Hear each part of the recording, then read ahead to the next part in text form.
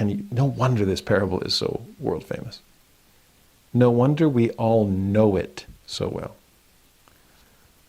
But to borrow again from Jesus, how good are we at doing it? That's the question. It's actually a question that was asked by a man during the civil rights movement named Clarence Jordan. I love this guy. Years ago in grad school, we were studying different versions of the Bible, and we looked far and wide for not just things like the NIV or the NASB or the KJV or things like that. We found all kinds of versions, and the one that captured my imagination was one called the Cotton Patch Bible, and it was translated by Clarence Jordan. Now, Clarence Jordan was a Baptist, born and raised in the rural South in Georgia, and he was born in 1912. That's about the time period of the KKK. There's some strong racism in the Deep South, and Georgia was Deep South. And Clarence Jordan was a white man, but also a Christian man. And he was confused why his fellow white Christians couldn't act Christian toward the blacks all around them. He grew up on a farm, and within 100 yards of his farm was a prison chain gang. And most of the prisoners were African American. And they were kept in cages. And as a young boy, he just would see them and really see them for their humanity. And just couldn't make sense. How do I reconcile racism with Christianity? My neighbor seemed to have no problem with it. But Clarence Jordan had a problem with it. Well, when he was old enough to go to college, he went and ended up getting... This is an interesting crossbreed of interests.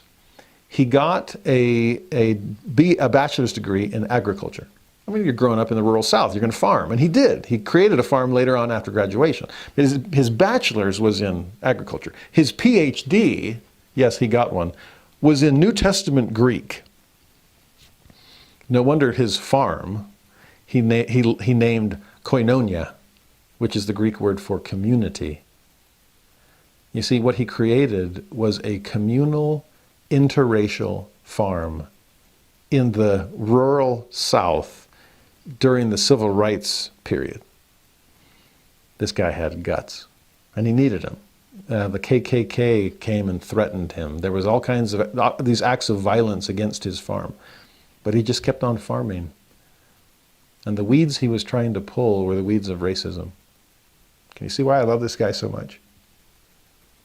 Well, with his PhD in New Testament Greek, he translated the New Testament, but not into any old English. He translated it into the language of the Deep South, racism and all. He's one of my favorite examples of translating ideas and doctrines and meaning and motivation instead of just rendering words from one language to the next. Because when he translated the parable of the Good Samaritan, he turned it into the parable of the good black. And wanted to push this parable into the faces of his fellow white Southerners. Sitting there in church on Sunday, knowing the parable of the Good Samaritan, but not doing anything about it toward the people all around them that they looked down upon. You see how applicable this became in Clarence Jordan's hands? Can I read to you his version of the parable of the Good Samaritan? Here it is, start to finish. From the Cotton Patch version, one day a teacher of an adult Bible class got up and tested him with this question. Doctor, what does one do to be saved? Jesus replied, well, what does the Bible say? I should be doing this in a Southern accent, shouldn't I? What does the Bible say? How do you interpret it? Well, the teacher answered, love the Lord your God with all your heart and with all your soul and with all your physical strength and with all your mind, and love your neighbor as yourself. That is correct, answered Jesus. Make a habit of this and you'll be saved. But the Sunday school teacher, trying to save face, asked, but just who is my neighbor? Then Jesus laid into him. There's some strong emotion here, right? And said, a man was going from Atlanta to Albany, and some gangsters held him up. When they had robbed him of his wallet and brand new suit. They beat him up and drove off in his car, leaving him unconscious on the shoulder of the highway. Now, it just so happened that a white preacher was going down that same highway. When he saw the fellow, he stepped on the gas and went scooting by. Shortly afterwards, a white gospel song leader came down the road, and when she saw what had happened, she too stepped on the gas. Then a black man, traveling that way, came upon the fellow. And what he saw moved him to tears. He stopped and bound up his wounds as best he could, drew some water from his water jug to wipe away the blood, and then laid him on the back seat. He drove on into Albany and took him to the hospital and said to the nurse, "You all take good care of this white man I found on the highway. Here's the only $2 I got, but you all keep account of what he owes. And if he can't pay it, I'll settle up with you when I make a payday." Now, if you had been the man held up by the gangsters, which of these three, the white preacher, the white song leader, or the black man, would you consider to have been your neighbor? The teacher of the adult Bible class said, "Well, why, of course, the one who treated me kindly." Jesus said, "Well then, you get going and start living like that." Did you catch that this white Sunday school teacher came close to using the N-word because that's all he perceived this black man to be? Not Jesus. To look past color barriers and past ethnic barriers and religious barriers, to stop disputing and contending and comparing and competing, to stop offending and despising, to start seeing people for who they really are. Go and do thou likewise. Whoever your other might be, we can be good to them. We can be better than we have been to them. That's what Jesus is asking us to do. In fact, it's what he's been doing all along. I've said this before, just like a picture is worth 1,000 words, a symbol is worth 1,000 lessons. And so these parables, which are symbolic stories, they're worth 1,000 lessons too. We saw the one Jesus told the lawyer. We saw the one that Clarence Jordan told his fellow Southern whites. Do we also see the one, though, that Jesus is telling us as far as the big picture plan of salvation? For this, we owe Jack Welch, or John W. Welch, if you want to get technical, former editor of BYU Studies, the discoverer of chiasmus in the Book of Mormon, a really smart Latter-day Saint. He showed this from several cathedrals, Catholic cathedrals in France. And it struck him because he was looking at one of these cathedral windows, the stained glass windows, and saw that there were, the story of the parable of the Good Samaritan was laid out in glass. Right? So many of the parishioners in the Middle Ages were illiterate, plus the Mass was in Latin, so they weren't going to understand it either way. And so for them, their Bible study was Pictionary. And they were taught visually from the stained glass windows. And there you see the parable of the Good Samaritan played out before you. But above those were another set of windows that were meant to follow along in parallel. And it was the fall of Adam and Eve and the atonement of Jesus Christ. And Brother Welch just, what is the connection here? And the deeper he dug, the more he was blown away by the deeper meaning of the parable of the Good Samaritan. It was really in more modern times that people started to limit their understanding of this parable just to do a good turn daily, like the Boy Scouts are supposed to, and care for those that are all around you. Be a good Samaritan.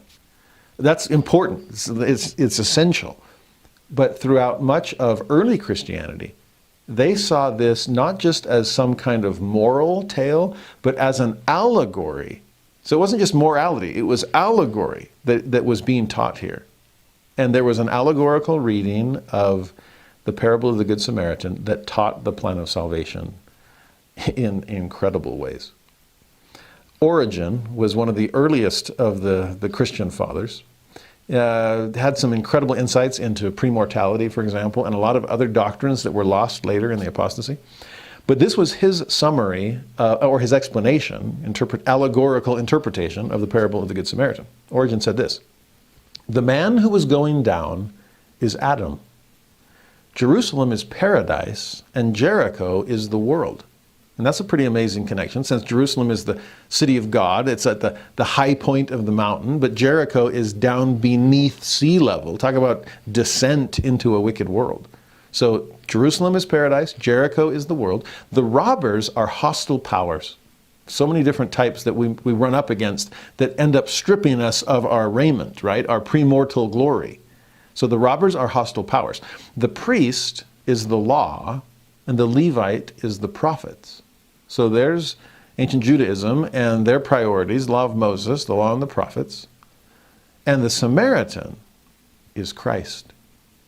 That tells us something, not just in terms of the goodness of Christ, this good Samaritan, but also how people tend to look at him.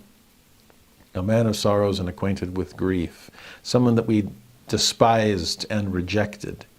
The Samaritan is Christ. Origen continues, the wounds are disobedience. So often these are self-inflicted, though there's other problems from the hostile powers as well.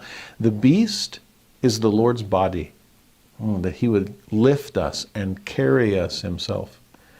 The pandokium, and that's the word he used for that inn, he calls it a stable even, but that place that he brings the man, which accepts all who wish to enter, is the church. That's a great parallel. Where would Jesus take the sufferers?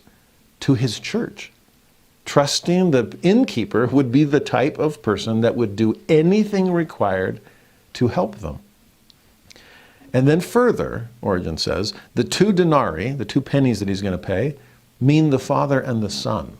That's an interesting insight. Now, again, if the coins show the head of Caesar on them, and there's 2 coins, and so there's 2 men that are being shown, well, this is the Father and the Son. They look identical, like Father, like Son. The manager of the stable is the head of the church, to whom its care has been entrusted.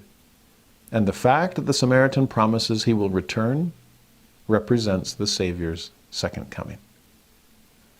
That's beautiful. Thank you, Origen. Thank you, Window Maker, for helping us really see. And as the sunlight shines through those stained glass windows, what are we really seeing here? It even makes me rethink the oil and the wine, because those are now sacramental emblems. Gethsemane means olive press. And so the oil that Jesus pours into these wounds came at infinite personal cost. The wine, oh, that's easy now, right? Now we think sacrament. As Jesus trod the winepress alone and bled from every pore, and take this wine in remembrance of my blood, which was shed for you.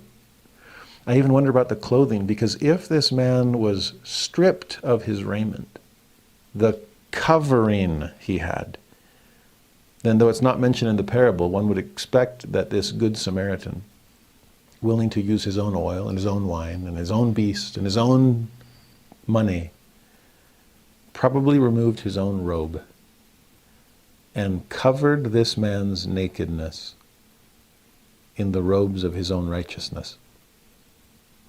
The parallels to the plan of salvation are unmistakable once we have eyes to see.